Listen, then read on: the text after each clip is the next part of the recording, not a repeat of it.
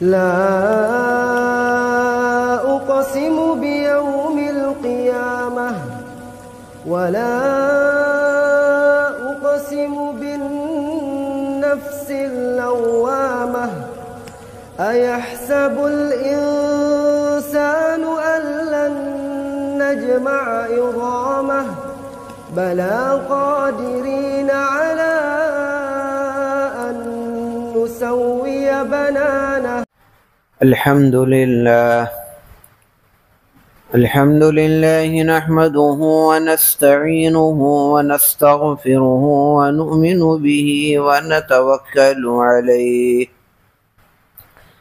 ونعوذ بالله من شرور أنفسنا ومن سيئات أعمالنا من يهده الله فلا مضل له ومن يضلله فلا هادي له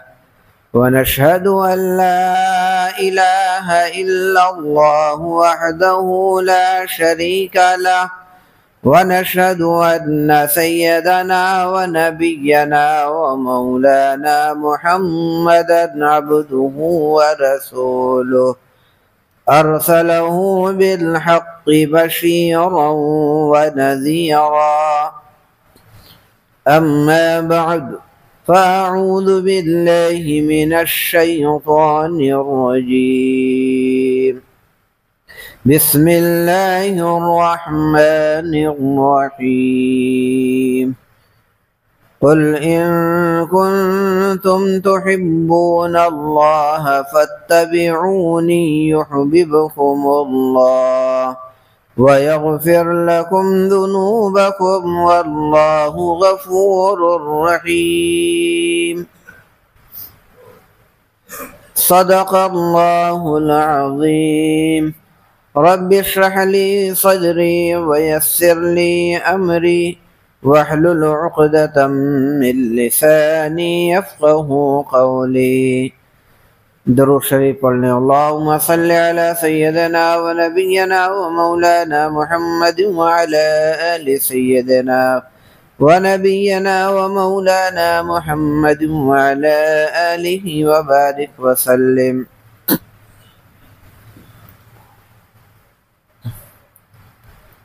محترم بھائیوں، بزرگوں اور دوستوں، یہ میرے لیے بڑی خوشی اور سعادت مندی کی بات ہے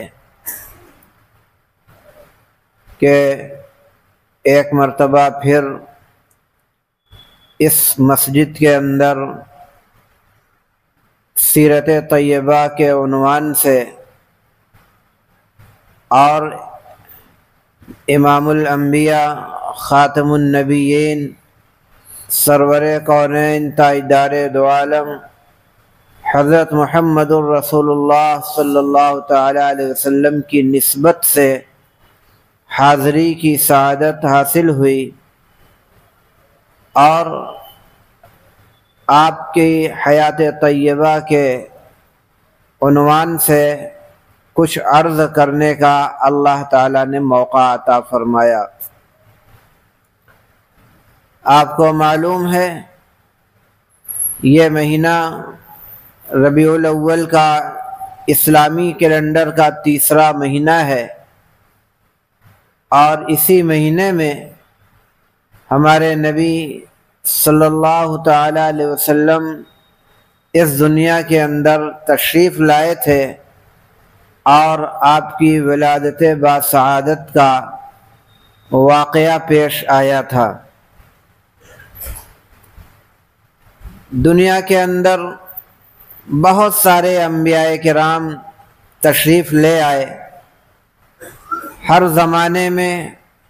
ہر علاقے میں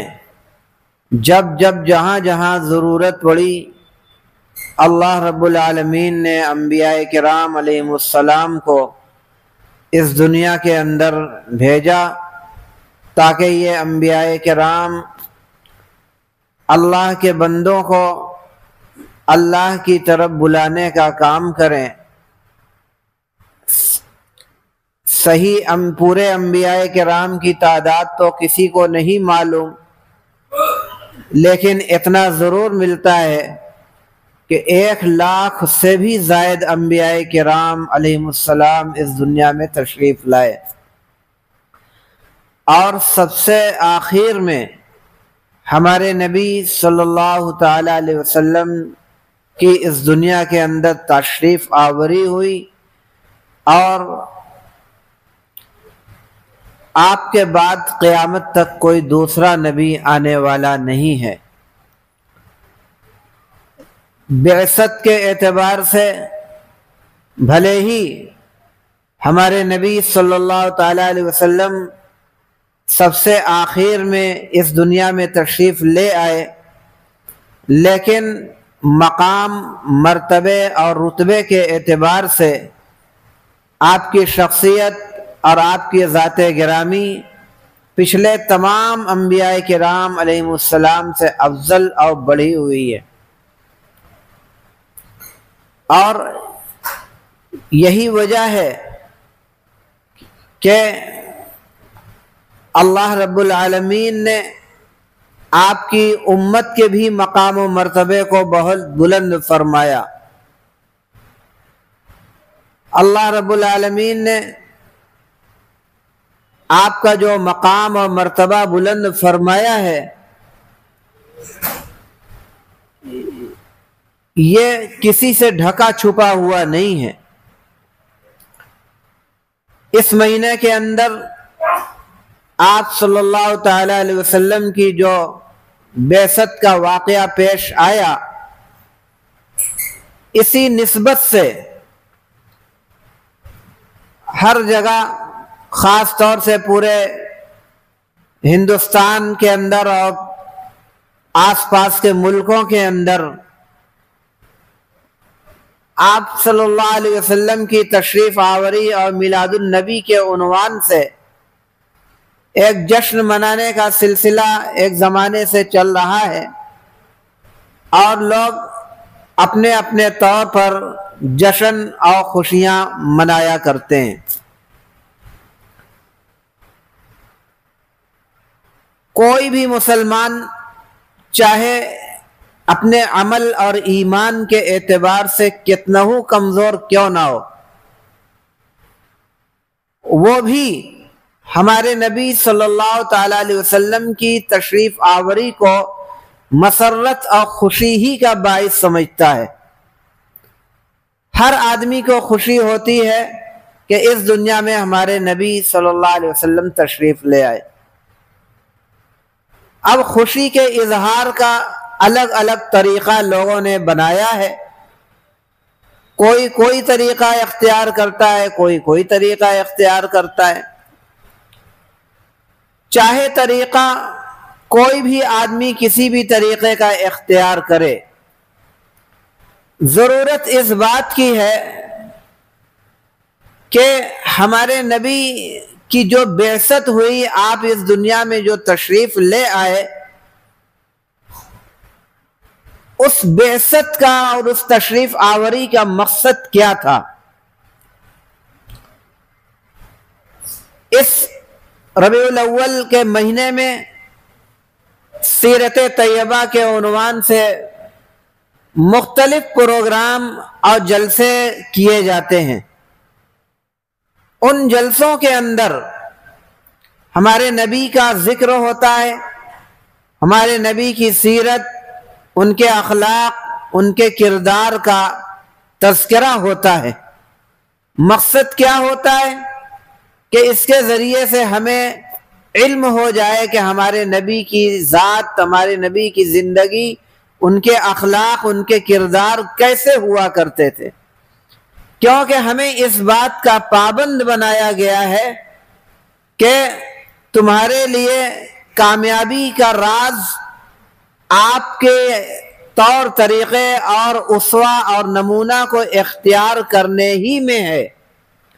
اگر ان کے بتلائے ہوئے طور طریق کے مطابق اپنی زندگی گزارو گے تو یہی تمہارے لیے دنیا اور آخرت ہر جگہ کامیابی ہی کامیابی ہے،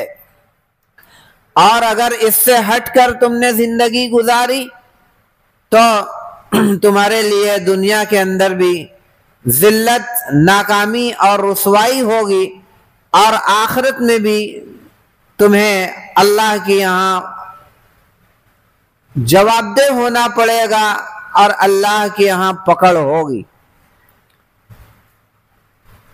تو ذکر رسول کے عنوان سے مختلف پروگرام پورے مہینے ہوا کرتے ہیں، یہ بھی ایک اچھی چیز ہے اور یہ عمل ہونا چاہیے۔ ایک ہے ذکر رسول اور ایک ہے فکر رسول۔ ذکر رسول تو ہوتا ہی رہتا ہے، فکر رسول یعنی رسول کی آمد کا مقصد کیا تھا، آپ کا پیغام کیا تھا، آپ کی تعلیمات کیا تھی، آپ کے دنیا میں آنے کے مقاصد کیا تھے، آپ کا کے ذریعے اللہ نے جو اپنا پیغام بھیجا تھا۔ تو ان ساری چیزوں کے اوپر غور و فکر کرنا، اور ان پر غور و فکر کرنے کے بعد آپ کے بتلائے ہوئے طور طریق کے مطابق اپنی زندگی گزارنا، یہ ہے فکر رسول۔ اگر ہم اسی فکر کے ساتھ اپنی زندگی گزاریں گے، آپ کی سنتوں کے مطابق، آپ کے بتلائے ہوئے احکام کے مطابق، تو یہی اصل مطلوب ہے، اور اسی وقت انسان کی مکمل کامیابی اللہ کے ہاں اسے حاصل ہوگی۔ اور اس تعلق سے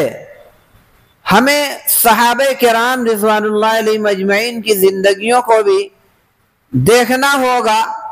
کہ کس طریقے سے آپ کی اطاعت اور فرما برداری صحابہ کرام نے کر کے دکھلایا، کیونکہ یہ صحابہ کرام کی جو جماعت تھی یہ ہمارے لیے مشعل راہ ہے، اور انہوں نے جس طریقے سے آپ صلی اللہ علیہ وسلم کے بتلائے ہوئے اصول اور طریق کے مطابق اپنی زندگی گزاری، انہی کے بتلائے ہوئے، انہی کے نقش قدم پر چلتے ہوئے ہم بھی زندگی گزارنے کے پابند ہیں۔ اور قرآن کریم کے اندر اللہ رب العالمین نے مختلف آیات کے اندر ہمیں اس بات کا پابند بنایا ہے کہ تم اپنے رسول کے بتلائے ہوئے طور طریق کے مطابق، ان کے احکام و فرمودات کے مطابق اپنی زندگی گزارو۔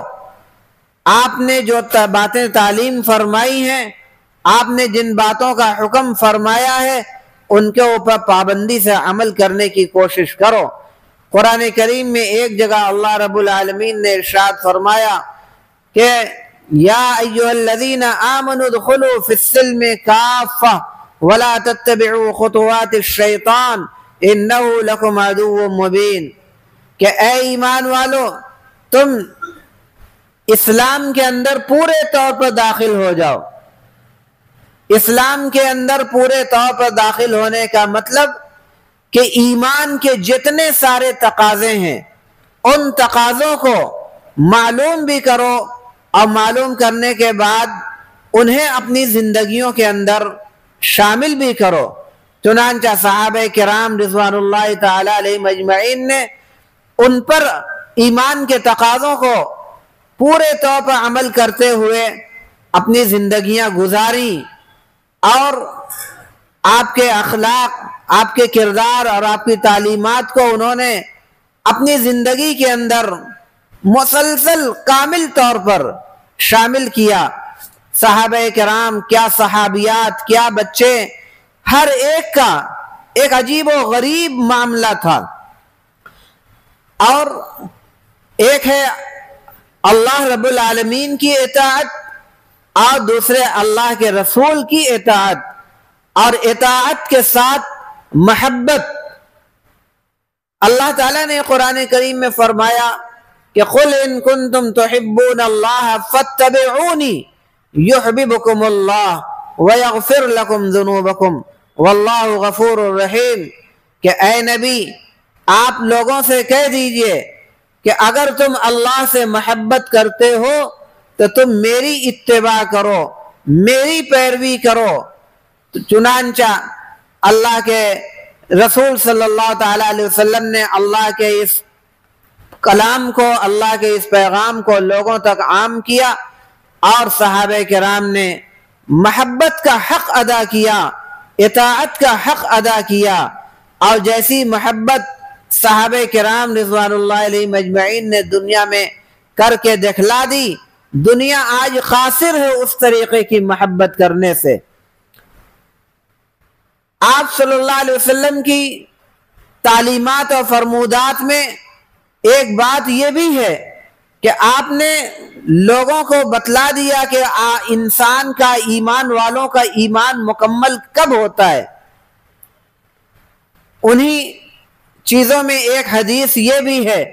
فرمایا ہمارے نبی صلی اللہ تعالی علیہ وسلم نے کہ من اعطا للہ ومنع للہ واحب للہ وابغض للہ فقد استکمل ایمانہ، کہ جو آدمی خرچ کرے اللہ کے لیے، خرچ کرنے سے روک لے اللہ کے لیے، اور محبت کرے اللہ کے لیے، اور کسی سے محبت قطع تعلق کر لے اللہ کے لیے، تو اس نے اپنے ایمان کو مکمل کر لیا۔ ایمان مکمل کب ہوتا ہے؟ اس کا ایک پیمانہ مقرر کیا گیا اور بتلایا گیا۔ قرآن کریم کے اندر کچھ آیات بھی اس طریقے کی موجود ہیں جس میں اللہ رب العالمین نے فرمایا انما المؤمنون اذا ذکر اللہ وجلت قلوبهم واذا تلیت علیہم آیاتہ زادتہم ایمانا وعلی ربہم یتوکلون۔ اس آیت کے اندر اللہ رب العالمین نے ایمان والوں کی خوبیاں بیان فرمائی ہیں کہ ان کا ایمان کامل اور مکمل کب ہوتا ہے۔ فرمایا اذا ذکر اللہ وجلت قلوبہم، کہ جب ان کے سامنے اللہ رب العالمین کا ذکر ہوتا ہے، اللہ کا نام لیا جاتا ہے، تو ان کے دل دہل اٹھتے ہیں۔ اور وَإِذَا تُلِيَتْ عَلَيْهِمْ آيَاتُهُ زَادَتْهُمْ ایمانا،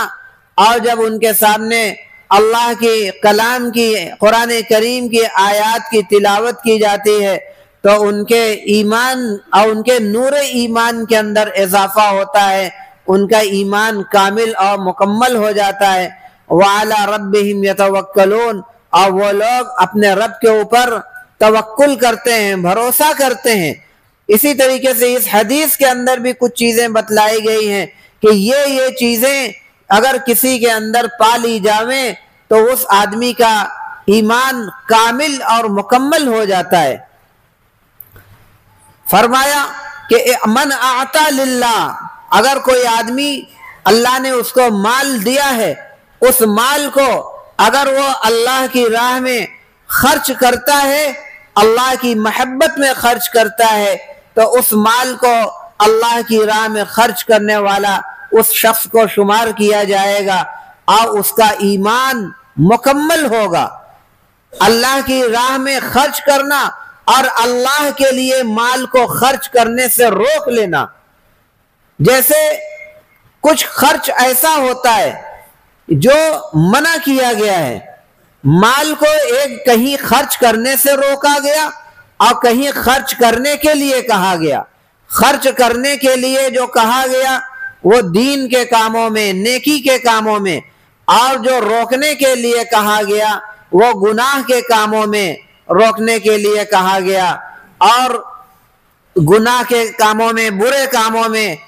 مال کو۔ اب اگر کوئی آدمی غلط کاموں میں اپنے مال کو خرچ کرنے سے روک لیتا ہے، اللہ کا خوف اس کے اوپر غالب ہوتا ہے اور کہتا ہے کہ بھئی یہ پیسہ میرا جو اللہ نے دیا ہے، یہ ہمارے اوپر پاس اللہ کی یہ امانت ہے، ہم اللہ کے دیے ہوئے اس مال کو اللہ کی مرضی کے خلاف خرچ نہیں کریں گے، اللہ کے بتلائے ہوئے راستے کے مطابق، حکم کے مطابق ہم اسے خرچ کریں گے، غلط اور ناجائز کاموں میں خرچ نہیں کریں گے، فضول خرچی میں خرچ نہیں کریں گے، تو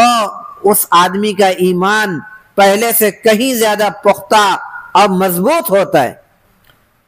اسی طریقے سے احب للہ، محبت کسی سے کرنا، ایک محبت آدمی دنیاوی مقاصد کے تحت کسی سے محبت کرتا ہے، اور ایک محبت ایسی ہوتی ہے کہ اپنے دین کے تقاضے کو پورا کرنے کے لیے محبت ہوتی ہے۔ کوئی آدمی دنیا دار ہوتا ہے اور بڑی شہرت والا، کاروباری اور دنیا کے اعتبار سے ایسا ہوتا ہے کہ اس سے محبت کرنا دنیاوی نفع اور فائدے کا سبب بنتا ہے، تو وہ جو محبت اس آدمی سے کرتا ہے وہ اپنی ذات کے لیے کر رہا ہے، اپنے نفع کے لیے کر رہا ہے، اپنے ذاتی فائدے کے لیے کر رہا ہے، تو یہ دنیاوی مقصد سے محبت ہوئی۔ لیکن ایک محبت وہ ہوتی ہے جو اللہ کے نیک اور خالص بندے ہوتے ہیں، اللہ کے بزرگ بندے ہوتے ہیں، وہ اولیاء کرام ہوتے ہیں، ان کی صحبتوں میں بیٹھتا ہے، ان سے قربت حاصل کرتا ہے اور ان کے ساتھ اٹھنے بیٹھنے کا سلسلہ لگاتا ہے۔ مقصد اس کا یہ ہوتا ہے کہ ہم ان کے ذریعے سے اپنے دین کو سیکھ لیں، اپنے ایمان کو مکمل کر لیں، اور اللہ کے جو احکام ہیں اور اللہ کو خوش کرنے والے جو اعمال ہیں ان کو ہم سیکھ لیں، ان کو ہم معلوم کر لیں، اور اس کے بعد ہم اپنی زندگی گزارنے والے بن جاویں۔ تو وہ آدمی جو محبت کرتا ہے وہ خالص اللہ کے لیے محبت کرتا ہے۔ تو محبت کرنا اللہ کے لیے، کسی سے بغض رکھنا، ایک آدمی ایسا ہے جس سے جو عمل کے اعتبار سے بہت خراب ہے، اور ایسا آدمی ہے کہ اس سے دوری بنانے کا حکم دیا گیا ہے، وہ علل اعلان اللہ رسول کی مخالفت کرتا ہے، گناہ کے کام میں ملوث رہتا ہے، اس کے لیے سب سے پہلے یہ حکم دیا گیا ہے کہ اس کو اصلاح کی جائے، اس کی تنبیہ کی جائے اور اس کو راہ راست پر لانے کی کوشش کی جاوے۔ اگر وہ مان جاوے تو ٹھیک ہے، نہیں مانتا ہے تو ایسے لوگوں کے لیے کہا گیا کہ اس سے دوری بنا لیا جاوے اور اس سے قطع تعلق کر لیا جاوے۔ اب اس آدمی سے اگر قطع تعلق ہوتا ہے تو وہ محض اللہ کی رضا کے لیے ہوتا ہے، اللہ کو خوش کرنے کے لیے ہوتا ہے، اور ایک آدمی سے ایک دوسرے سے تعلق کبھی اس وجہ سے اپنے دنیاوی مفاد کی وجہ سے، اپنے دنیا کے لیے کسی سے لڑائی ہو گئی، جھگڑا ہو گیا، کوئی نقصان پہنچا دیا، اپنی ذات کے اوپر کوئی نقصان پہنچا دیا، اور ذاتی نقصان کی وجہ سے اگر سامنے والے سے قطع تعلق کر لیا اور بگاڑ کر لیا تو یہ اپنی ذات سے متعلق اس نے یہ قطع تعلق کیا، تو یہ اپنی ذات کے لیے، اپنے دنیا کے مفاد کے لیے اس نے جو قطع تعلق کیا، یہ گناہ کی بات ہے۔ بلکہ اللہ کی رضا کے لیے جو آدمی قطع تعلق کرے وہ اللہ کے لیے ہوتا ہے، اور یہی قطع تعلق اللہ کی رضا اور ایمانی قوت کے پیدا ہونے کا یہ سبب ہوتا ہے۔ تو ہمارے صحابہ کرام رضوان اللہ علیہ مجمعین نے اسی طریقے سے اپنی زندگیاں گزاری، اور جو لوگ اللہ کے بتلائے ہوئے احکام کے اوپر عمل کرنے والے ہوتے ہیں انہی لوگوں کو کامل ایمان والا کہا گیا۔ قرآن کریم میں اللہ رب العالمین نے ارشاد فرمایا فَلَا وَرَبِّكَ لَا يُؤْمِنُونَ حَتَّى يُحَكِّمُوكَ فِي مَا شَجَرَ بَيْنَهُمْ ثُمَّ لَا يَجِدُوا فِي أَنفُسِهِمْ حَرَجًا مِّمَّا قَضَيْتَ وَيُسَلِّمُوا تَسْلِيمًا۔ ہمارے نبی صلی اللہ تعالیٰ علیہ وسلم کی اطاعت اور ان کی پیروی کرنے کے تقاضوں میں ایک تقاضا یہ بھی ہے کہ جب گھر کے اندر، آپس کے اندر، سماج کے اندر، اپنے رشتہ داروں کے اندر کوئی معاملہ آ جائے، کوئی مسئلہ پیدا ہو جائے تو اس مسئلے کو حل کرنے کے لیے ہم کہیں ادھر ادھر نہ جا کر ہم اللہ رسول کی بارگاہ میں اور شریعت کے حکم کے مطابق ہم اس مسئلے کو حل کرنے کی کوشش کرتے ہیں، تو یہ کامل ایمان والے ہونے کی علامت ہے۔ اور اگر کوئی آدمی یہ کوئی مسئلہ پیدا ہو جائے اور اللہ رسول کی بارگاہ کو چھوڑ کر شریعت، قرآن، حدیث اور احکام اسلامی کو بالائے طاق رکھ کر کہیں اور کسی اور ذریعے سے اس مسئلے کو حل کرنے کی کوشش کرتا ہے تو یہ سمجھ لیا جاوے کہ وہ آدمی کامل اور مکمل ایمان والا نہیں ہے۔ آج ہم ذرا اپنے گریبان میں منہ ڈال کر دیکھیں اور محسوس کریں کہ کیا آج یہ بیماریاں ہمارے سماج کے اندر، ہمارے خاندان اور ہمارے گھر، ہمارے محلے، ہر جگہ یہ شامل ہے کہ نہیں ہے؟ جب دیکھا جاتا ہے تو سمجھ میں آتا ہے کہ یہ دین سے دوری کا نتیجہ ہے اور ایمانی کمزوری کا یہ نتیجہ ہے کہ ہم جب کوئی مسئلہ پیدا ہوتا ہے اور جب ایسا لگتا ہے کہ اس مسئلے کو قرآن اور حدیث سے عمل کرنے میں ہمیں فائدہ ملنے والا ہے تو ہم قرآن اور حدیث کی طرف رجوع کرتے ہیں، اور جب دیکھتے ہیں کہ اس پر عمل کرنے، قرآن حدیث پر عمل کرنے میں ہمارا دنیاوی اعتبار سے نقصان ہونے کا اندیشہ ہے تو ہم دوسری راہ اختیار کر لیتے ہیں۔ یہ عام مزاج بنا ہوا ہے، عام طور سے یہ ہمارے اندر یہ مزاج یہ بنا ہوا ہے کہ ہم دنیاوی منفعت کے لیے قرآن و حدیث سے کے روشنی میں مسئلہ حل کرنے کی کوشش کرتے ہیں، اور جب دیکھتے ہیں کہ اس میں ہمارا کوئی فائدہ نہیں ہوگا تو ہم دوسری راہ۔ یہ ایمانی کمزوری کی علامت ہے، بلکہ یوں کہا جائے کہ یہ نفاق کی علامت ہے۔ ہمارے نبی صلی اللہ تعالیٰ علیہ وسلم کی ایک حدیث بھی ہے، آپ صلی اللہ تعالیٰ علیہ وسلم ارشاد فرماتے ہیں کہ لا یؤمن احدکم حتی اکون احب الیہ من والدہ وولدہ والناس اجمعین، تم میں کا کوئی بھی آدمی مکمل اور کامل ایمان والا نہیں ہو سکتا جب تک کہ اس کے نزدیک میں سب سے زیادہ محبوب اور میں سب سے زیادہ پسندیدہ نہ ہو جاؤں، اس کے والد کے مقابلے میں بھی، اس کی بیوی کے مقابلے میں، اس کی اولاد کے، اس کے گھر بار کے اور تمام لوگوں کے مقابلے میں میں اس کے نزدیک سب سے زیادہ محبوب نہ ہو جاؤں، تو تب تک وہ آدمی کامل اور مکمل ایمان والا ہو ہی نہیں سکتا۔ اس طریقے کے واقعات صحابہ کرام رضوان اللہ علیہم اجمعین کے زمانے میں بھی رونما ہوئے۔ چنانچہ حضرت نبی پاک صلی اللہ تعالی علیہ وسلم کی خدمت میں ایک یہودی اور ایک منافق دونوں ایک مسئلہ لے کر حاضر ہوئے۔ منافق جو اپنے آپ کو بظاہر مومن کہہ رہا تھا اور مسلمان ظاہر کر رہا تھا، اس نے کہا ایک یہودی سے اور اس کے درمیان کوئی مسئلہ پیدا ہوا تو دونوں نے کہا کہ چلو نبی کے پاس چلتے ہیں اور وہاں چل کر ہمارا مسئلہ حل ہوگا۔ اس یہودی نے کہا کہ چلو تم اپنے نبی کے پاس چلو اور وہاں پہ وہ مسئلہ حل ہوگا۔ دونوں گئے، ہمارے نبی صلی اللہ تعالی علیہ وسلم کی بارگاہ میں یہ مقدمہ رکھا گیا۔ آپ صلی اللہ تعالی علیہ وسلم نے مقدمات جب سنے تو وہ جو منافق تھا وہ کامل ایمان والا نہیں تھا، وہ یہی سمجھ رہا تھا کہ بھائی ہم تو اپنے آپ کو مسلمان ظاہر کر رہے ہیں تو شاید یہ ہمارے حق میں فیصلہ ہو جاوے، لیکن ہمارے نبی صلی اللہ علیہ وسلم نے مقدمات کو جب سنا تو آپ اس نتیجے پر پہنچے کہ وہ جو منافق تھا اپنے آپ کو مسلمان کہہ رہا تھا وہ بالکل ناحق تھا، اور جو یہودی تھا وہ حق پہ تھا۔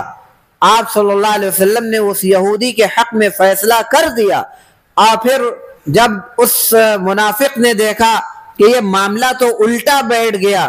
اور فیصلہ ہمارے خلاف ہو گیا تو وہ گیا اور اس یہودی کو لے کر کہا کہ چلو یہاں سے تو فیصلہ ہو گیا ہے، تھوڑا اس تعلق سے مزید اطمینان کے لیے عمر کے پاس بھی چلا جاوے۔ حضرت سیدنا عمر ابن الخطاب رضی اللہ تعالی عنہ جو نہایت ہی بہادر اور ایمان اور دین کے معاملے میں، شرعی احکام کے معاملے میں نہایت ہی جری اور نہایت ہی سخت ثابت ہوئے تھے۔ ان کی خدمت میں یہ منافق اور یہ یہودی دونوں پہنچتے ہیں اور جا کے پوری بات بتلائی اور کہا کہ وہاں سے ہم ہو کر آئے ہوئے ہیں، ذرا آپ بھی اس کے اندر نظر ثانی کر لیجئے اور دیکھ لیجئے کہ یہ کیا فیصلہ بنتا ہے۔ آپ بھلا بتائیے کہ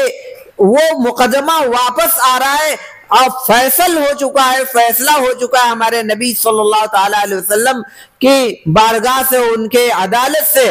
اور پھر یہ عمر رضی اللہ عنہ کے پاس ان کا ایمان، ان کا جو اندر سے مزاج تھا اور ان کے اندر سے جو ایمانی طاقت تھی وہ اپنے عروج پہ آ گئے، اور اس طریقے سے وہ بھڑکے، اور بھڑکنے کے بعد اس سے کہا کہ چلو تم یہیں پہ بیٹھو۔ گھر کے اندر گئے، تلوار لے کر آئی، تلوار لے کر اس منافق کا سر قلم کیا اور کہا کہ اللہ رسول کے فیصلے سننے کے بعد اگر کسی کو شک شبہ ہو تو اس کا یہی فیصلہ ہے، اور یہ کہا، اور یہ کہنے کے بعد اس کا سر قلم کر دیا۔ تو یہ اس طریقے کے واقعات اور اس طریقے کی چیزیں عہد رسالت میں، تو اس سے یہ پتہ چلتا ہے کہ جب آدمی کا ایمان کمزور ہوتا ہے تو وہی اس طریقے کی چیزیں وہ کرتا ہے، چاہے دنیاوی اعتبار سے ہمارا نقصان سمجھ میں آتا ہو، لیکن ہم اس مسئلے کو شریعت ہی کی روشنی میں حل کریں گے۔ آج ہمارے سماج کے اندر بہت سارے اس طریقے کے مسائل ہیں، خاص طور سے وراثت کا مسئلہ دیکھا جائے تو جو ایک دوسرے کے جو حقوق ہیں ان حقوق کو پامال کرنے کے تعلق سے آج ہم جب مسئلہ پوچھنے کے لیے جاتے ہیں اور جب ہم یہ معلوم کرنے کے لیے جاتے ہیں کہ وراثت کس طرح تقسیم ہوگی تو یہ آدمی یہ پوچھتا ہے کہ فلاں کے ترکے میں، فلاں کے چھوڑے ہوئے مال میں ہمارا کتنا حصہ ہوتا ہے۔ یہ نہیں پوچھتا کہ ہمارے اوپر کن کن لوگوں کا حق ادا کرنا ہے۔ ہماری بہنیں ہیں، ہمارے جو ماتحت ہیں، ہمارے جو لوگ ہیں، ان لوگوں کا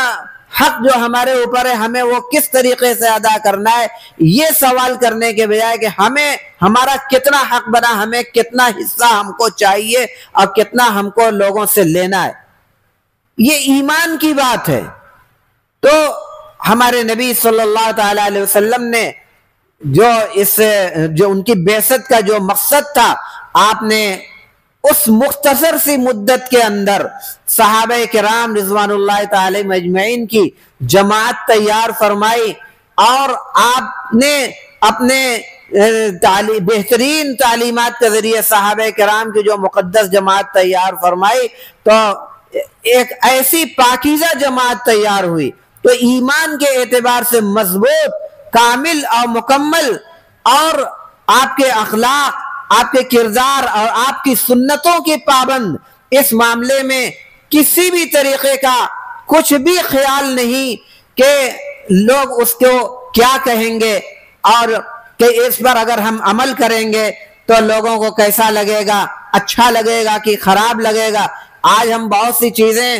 ہم اس لیے چھوڑے ہوئے ہیں کہ لوگ کیا کہیں گے۔ ہمارے سماج کے اندر، ہمارے شادی بیاہ کے اندر اور ہمارے روز مرہ کے اندر بہت سارے معاملات آتے رہتے ہیں، ان میں ہم بہت سے خلاف شریعت امور کو محض اس لیے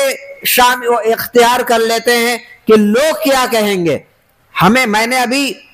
خود ایک آیت پڑھی، اللہ تعالیٰ نے فرمایا یا ایھا الذین آمنوا ادخلوا فی السلم کافہ، کہ اے ایمان والو اسلام کے اندر پورے طور پر داخل ہو جاؤ۔ تو پورے طور پر داخل ہونا یہ پایا ہی نہیں گیا کہ ایک آدمی مسلمان جس کے گھر شادی کا موقع ہے اور اس کے گھر پہ وہ شادی اگر چاہے تو معمولی سے مختصر سے اخراجات کے ذریعے سے اپنی شادی کر سکتا ہے، لیکن اس کے گھر پہ جو لوگ ہیں، اس کے اہل و عیال ہیں، اس کے بال بچے ہیں، اس کے متعلقین ہیں، اس کے بیٹیاں ہیں اور دوست و احباب ہیں، وہ لوگ اس کو عار دلاتے ہیں اور وہ لوگ اس کو کہتے ہیں ارے تو نے اتنا مال کمایا، اتنے مختصر سے سادگی کے ساتھ یہ نکاح کرے گا، سادگی کے ساتھ یہ شادیاں کرے گا، تو لوگ کیا کہیں گے؟ ارے تمہاری بہت ہی ناک کٹ جائے گی اور تم کو لوگ ذلیل کرنے لگیں گے، تم کو لوگ ہنسی اڑائیں گے، مذاق اڑائیں گے۔ اس طریقے کی باتیں کہہ کر لوگ اس کو آمادہ اس بات پر کرتے ہیں کہ وہ بھی بڑھ چڑھ کر وہ کام کرنے لگے۔ چنانچہ دنیا والوں کے اس بات سے کہ لوگ ہم کو ہماری بے عزتی کریں گے، وہ نہ چاہتے ہوئے بھی وہ لاکھوں لاکھ کئی لاکھ روپے اپنی شادیوں کے اندر جو غیر شرعی امور کے اندر خرچ کر ڈالتا ہے، اور نکاح اور شادی کو جو بالکل سادگی کے ساتھ کرنے کا جو حکم دیا تھا ہمارے نبی صلی اللہ تعالی علیہ وسلم نے، تو اس کو اتنا مہنگا بناتا ہے، اتنا مہنگا، محض اس لیے کہ لوگ کیا کہیں گے۔ تو یہ اسلام کے اندر، دین کے اندر یہ پورے طور پر اگر قائم ہوتا، شامل ہوتا تو ایسا نہ کرتا۔ لیکن صحابہ کرام رضوان اللہ تعالی علیہم اجمعین یہ زندگیاں ہمارے لیے نمونہ ہیں۔ ان صحابہ کرام کے ساتھ بھی اس طریقے کے واقعات پیش آئے۔ چنانچہ حضرت سیدنا عثمان غنی رضی اللہ تعالیٰ عنہ جب مکہ صلح حدیبیہ کا واقعہ پیش آیا اور آپ حضرت سیدنا عثمان غنی رضی اللہ عنہ کو ہمارے نبی صلی اللہ علیہ وسلم نے مکہ کے اندر بھیجا تھا کہ جا کر دیکھو حالات کس طریقے کے ہیں، تو کچھ لوگوں نے حضرت سیدنا عثمان غنی رضی اللہ عنہ سے کہا کہ آپ سرداران مکہ سے ملنے کے لیے جا رہے ہیں، تو آپ جو پاجامہ پہنے ہوئے ہیں اس پاجامے کو ذرا اور نیچے کر لیجئے تاکہ وہ مکہ کے جو سردار ہیں، قریش کے جو سردار ہیں، وہ نیچا پاجامہ پہننا پسند کرتے ہیں۔ آپ اس طریقے، اور حضرت عثمان غنی رضی اللہ عنہ کا جو اس وقت پاجامہ جو پہنے ہوئے تھے وہ پنڈلیوں تک ان کا پاجامہ تھا، یعنی ٹخنوں سے اوپر تو تھا ہی، پنڈلیوں کے اوپر تھا، کافی اونچائی پہ تھا۔ تو یہ دیکھ کر کچھ لوگوں نے ان سے کہا کہ آپ قریش کے سرداروں سے ملنے کے لیے جا رہے ہیں، بڑے بڑے لوگوں سے ملنے کے لیے جا رہے ہیں، لہذا اپنا جو آپ کا کپڑا ہے اور آپ کا جو لباس ہے اس طریقے سے بنا لیجئے کہ کہیں ایسا نہ ہو کہ لوگ آپ کا مذاق اڑانے لگیں۔ تو اس کے جواب میں حضرت سیدنا عثمان غنی رضی اللہ تعالیٰ عنہ نے کیا فرمایا تھا؟ آپ نے فرمایا اَأَتْرُكُ سُنَّةَ رسول اللہ صلی اللہ علیہ وسلم لِهَؤُلَاءِ الْحُمَقَاءِ، کہ کیا میں نبی پاک صلی اللہ تعالیٰ علیہ وسلم کی سنت کو، ان کے طریقے کو ان احمقوں اور ان بیوقوفوں کو خوش کرنے کے لیے چھوڑ دوں؟ تو یہ تھا ایمان حضرت سیدنا عثمان غنی رضی اللہ تعالیٰ عنہ کا کہ دنیا کیا کہتی ہے کیا نہیں کہتی، ہمیں اس سے کوئی مطلب نہیں، ہمیں اس کی کوئی پرواہ نہیں۔ اسی طریقے سے حضرت حذیفہ ابن الیمان رضی اللہ تعالیٰ عنہ، حضرت حذیفہ ابن الیمان رضی اللہ تعالیٰ عنہ جب ایک بڑے بادشاہ کے دربار کے اندر گئے اور جب وہاں مختلف قسم کے کھانے وہاں سامنے رکھے گئے، جب کھانا مکمل ہو گیا تو دسترخوان کے اوپر کچھ کھانے کی چیزیں گر گئی تھیں، چھوٹی رہ گئی تھیں، تو حضرت حذیفہ ابن الیمان رضی اللہ عنہ ان کو اٹھا کر کھانے لگے۔ لوگوں نے ان کو بھی عار دلانے کی کوشش کی اور کہنے لگے حذیفہ آپ یہ کیا کر رہے ہو؟ اتنے بڑے بادشاہ کے دربار میں آئے ہو، اتنے اچھے اچھے کھانے کھائے ہو، اور آخر میں یہ گرے پڑے یہ جو چیزیں ہیں چن چن کر کھا رہے ہو، تو اگر تم یہ اس طریقے کا کرو گے تو بادشاہ اور اس کے جو مصاحبین ہیں، جو وہاں کا عملہ ہے، کیا تاثر لے گا کہ یہ ہمارے نبی کے کیسے ساتھی ہیں اور کیسے لوگ ہیں یہ مسلمان کہ اتنی اچھی اچھی چیزوں کے کھانے کے باوجود یہ دسترخوان کی گری پڑی چیزوں کو کھا رہے ہیں، تو اچھا تاثر لوگ نہیں لیں گے، لوگ آپ کا مذاق اڑائیں گے۔ تو اس موقع پر بھی حضرت سیدنا حذیفہ ابن الیمان رضی اللہ تعالیٰ عنہ نے ہمارے نبی صلی اللہ تعالیٰ علیہ وسلم کی تعلیم کو پیش کیا اور فرمایا تھا کہ دسترخوان کے اوپر جو گرے ہوئے جو کھانے ہوتے ہیں، جو دانے ہوتے ہیں، تو ان تمام دانوں کے اندر اللہ تعالیٰ نے برکتیں رکھی ہیں۔ میں نبی کی تعلیم کے مطابق ان دانوں کو اس لیے چن چن کر کھا رہا ہوں، ہو سکتا ہو کہ انہی دانوں کے اندر اللہ تعالیٰ نے برکت رکھی ہو، انہی دانوں کے اندر اللہ تعالیٰ نے برکت رکھی ہو۔ تو یہ برکت کے حاصل کرنے کے لیے اپنے نبی کی تعلیم پہ اوپر میں عمل کر رہا ہوں۔ آج ہم ذرا غور کریں کہ ہم بھی محبت کے نام پر نہ جانے کیا کیا کرتے ہیں، اور 12 ربیع الاول کے آج کے موقع پر محبت رسول کا دم بھرتے ہیں، اور محبت رسول کے نام پر پورے شہر کے اندر نہ جانے کیا کیا کرتے ہیں۔ لیکن جب عمل کا اور نبی کے سنت پر عمل کرنے کا، ان کے فرمودات پر اور ان کے نقش قدم پر چلنے کا وقت آتا ہے تو ہم آپ کی تعلیمات کو بالکل نظر انداز کرتے ہیں۔ ہم اپنی شادیوں کے اندر ذرا غور و فکر کریں کہ ہم نہ جانے کتنے طریقے کے کھانوں کو کرنے کے بعد ہم کھانوں کو اپنی شادیوں کے اندر کتنا ضائع کرتے ہیں، کتنا برباد کرتے ہیں، اپنے کھانوں کی کتنی ناقدری کرتے ہیں۔ جب اللہ کی نعمت کی ناقدری ہوتی ہے تو اللہ رب العالمین اس نعمت کو اٹھا لیتے ہیں۔ تو ہم اس طریقے سے کر کے اللہ کے غضب کو، اللہ کے غصے کو دعوت دیتے ہیں، اور اگر ہم ان حرکتوں سے اور اپنے ان کاموں سے باز نہ آئے تو بہت ممکن ہے کہ اللہ کا عذاب ہمارے سامنے آ جاوے۔ آج ہم ذرا غور کریں کہ ہم اپنے پیسوں کی ناقدری کرتے ہیں، اپنے کھانے کی ناقدری کرتے ہیں، اور اللہ کی نعمتوں کی ناقدری کرتے ہیں، تو عذاب الہی آیا کہ نہیں آیا؟ یقیناً آیا۔ آج پورے ملک کے اندر مسلمانوں کے معاشی اعتبار سے جو حالات ہیں، آپ ذرا اٹھا کر دیکھ لیجئے کہ کس طریقے کی پریشانیوں کے دور سے یہ مسلمان گزر رہا ہے، اور اپنے کاروبار کو، اپنے معاشی استحکام کو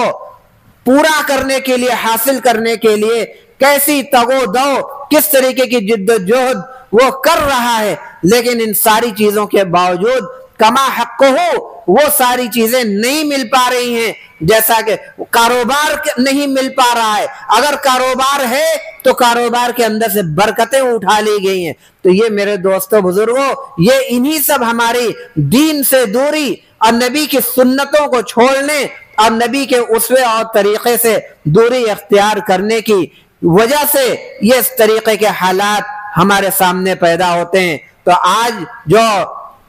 ہم اپنے نبی صلی اللہ تعالی علیہ وسلم کی یاد ہم مناتے ہیں، بے شک یاد منانا چاہیے اور اس پر ذکر کرنا چاہیے، اور ذکر کرنے کے بعد اپنے نبی کی آمد کے جو مقاصد ہیں ان کو بھی معلوم کرنا، اور ان کے فرمودات، ان کی تعلیمات کے اوپر عمل کرنے کی بھرپور کوشش کرنا، یہ ہم سب مسلمان مردوں اور عورتوں کا اہم ترین فریضہ ہے۔ اللہ رب العالمین سے دعا ہے ہم تمام لوگوں کو ان ہدایات پر پورے طور پر چلنے عمل کرنے کی توفیق مرحمت فرمائے۔ ربنا ظلمنا انفسنا وإن لم تغفر لنا وترحمنا لنكونن من الخاسرين ربنا لا تجعلنا فتنة للقوم الظالمين ونجنا برحمتك من القوم الكافرين۔ اے رب العالمین، دین کی نسبت سے جو کچھ بھی باتیں کہی سنی گئیں، اے اللہ ان ہدایات پر ہم سب لوگوں کا عمل کرنا آسان فرما، اپنے نبی کے سچے